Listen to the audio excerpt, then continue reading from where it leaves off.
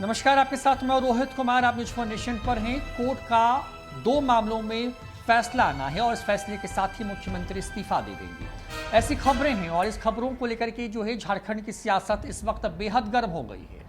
झारखंड में हाल में ही आईएएस अधिकारी के ठिकानों पर उनके करीबियों के यहाँ से करोड़ों रुपए जिस तरीके से मिले, वहां पर जिस तरीके से अवैध तरीके से जो है खनन के पट्टे दिए गए, इस पूरे मामले में हेमंत सोरेन पूरी तरीके से घिरते नजर आ रहे हैं। उनके खिलाफ अगर ये फैसला आया तो उनका इस्तीफा तय मानिए। आईएएस पूजा सिंघल की काली कमाई और खदान पट्टे की आंच अब धीरे धीरे झारखंड सरकार पर आने लगी है। मई की बढ़ती तपिश के साथ झारखंड की सियासत भी अंदर खाने उबल रही है।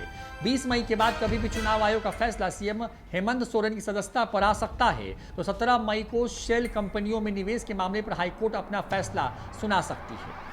तो सेल कंपनियों के निवेश के मामले में हाईकोर्ट का भी फैसला आ सकता है। अगर फैसला पक्ष में आया तो सब ठीक है, लेकिन दोनों फैसले विपक्ष में आ गए तो सरकार पर संकट खड़ा हो सकता है। इस बीच खबर है कि सोरेन अपने विकल्प पर भी चर्चा कर रहे हैं। उनमें 2 नाम हेमंत सोरेन की पत्नी कल्पना और पुराने नेता चंपई सोरेन का सामने आ रहा है।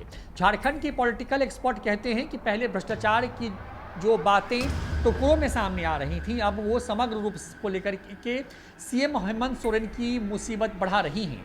चुनाव आयोग या हाईकोर्ट में सीएम पर लगे आरोप प्रमाणित हो जाते हैं, तब सीएम के विधायक की जानी तय है। तो कहते हैं कि मौजूदा स्थिति में 1-2 विधायक जाने पर सरकार तो बनी रहेगी। हालांकि सरकार के सामने सबसे बड़ा संकट चेहरे का होगा।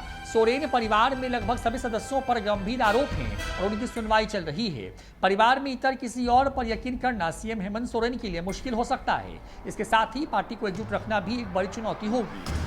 एक्सपर्ट्स की माने तो कांग्रेस कभी नहीं चाहेगी कि वो सरकार से बाहर हो। वो भले कुछ नए शर्त जोड़ दे, लेकिन सत्ता के सुख को कभी गंवाना नहीं चाहेगी। इसी बीच बीजेपी ऐसी कोई भी जल्दबाजी नहीं करेगी जिससे राज्यसभा चुनाव प्रभावित हो। 10 जून को राज्यसभा चुनाव होना है और बीजेपी वहां अपना नंबर कम करना नहीं चाहेगी। इसके साथ ही बीजेपी कोशिश करेगी कि राज्य में राष्ट्रपति शासन किसी कीमत पर लागू हो जाए। वहीं कानूनी रूप के एक्सपर्ट मानते हैं कि अगर आरोप सही पाए जाते हैं तो ईसीआई चाहे तो सीएम हेमंत सोरेन की सदस्यता को रद्द कर सकती है। ईसीआई के मामले की गंभीरता को देखते हुए नोटिस भी भेज सकती है।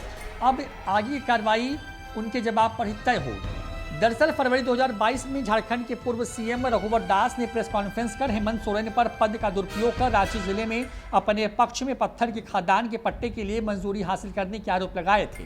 खनन विभाग के दस्तावेजों को लेकर रघुवर दास ने हेमंत सोरेन पर आरोप लगाया है कि यह रिप्रेजेंटेशन ऑफ पीपुल एक्ट की धाराओं का सीधा उल्लंघन है।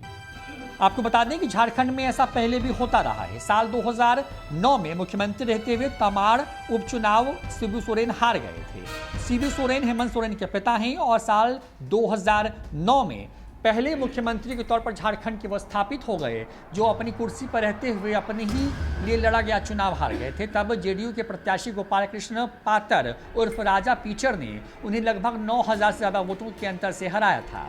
उनके हारते ही झामुमो कांग्रेस और राजद गठबंधन की सरकार गिर गई थी। राज्य में राष्ट्रपति शासन लग गया था। तामड़ का यह चुनाव परिणाम झारखंड के सियासी इतिहास में एक ना भूलने वाली घटना है।